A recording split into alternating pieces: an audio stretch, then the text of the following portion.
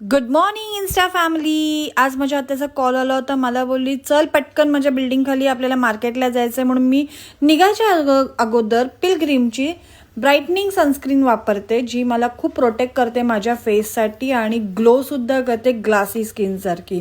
So मी ही स्किनवर apply केलं. त्यानंतर hair wash केले होते आणि मी हेअर वॉश केल्यानंतर स्ट्रिकचं सिरम वापरते, जे माझ्या केसांना स्मूथ ठेवतं. अशा प्रकारे मी फटकन रेडी झाले. बघा काय आहे का मेकअप, एकदम नॅचरल स्किन आणि ग्लोई स्किन. बाय. मग मी घराच्या बाहेर पडले.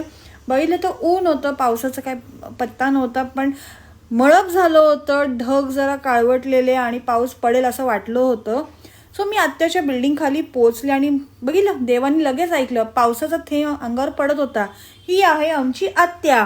आत्या आल्यानंतर बोलली चल आपल्याला मार्केटला जायचंय. मग काय, आज आत्या शॉपिंग करते तर तिच्या मागे मला राहणं गरजेचं आहे ना. ही आमची आत्या. बघा आत्या बिंदास असते आणि पाऊस पडतोय, आम्ही दोघी भिजत चाललोय मार्केटला. हे आहे मीनाकारी साडी मिल शॉप, जिथे खूप 50% सेल डिस्काउंट चालू आहे साड्यांवर आणि इथे क्वालिटी खूप चांगली आहे साड्यांची. तुम्ही सुद्धा इथे शॉप करू शकता. साड्या भरपूर क्वालिटीच्या आहे, तुम्हाला पाहिजे त्या पॅटर्नच्या इथे साड्या तुम्हाला मिळतील सुद्धा. मला खूप आवडल्या. मी कुठची घेऊ मला असं झालेलं. ही आमची आत्या माझ्या मम्मीच्या बर्थडेसाठी ही शॉपिंग करत होती, मम्मीला गिफ्ट देण्यासाठी. कुठे बघितलंय का ननंद भाऊजे इथे भांडतात जगभर, आणि ही ननंद बघा माझ्या मम्मीसाठी साडी घेते. असं ननंद भाऊजेचं प्रेम बघायला मिळेल का तुम्हाला.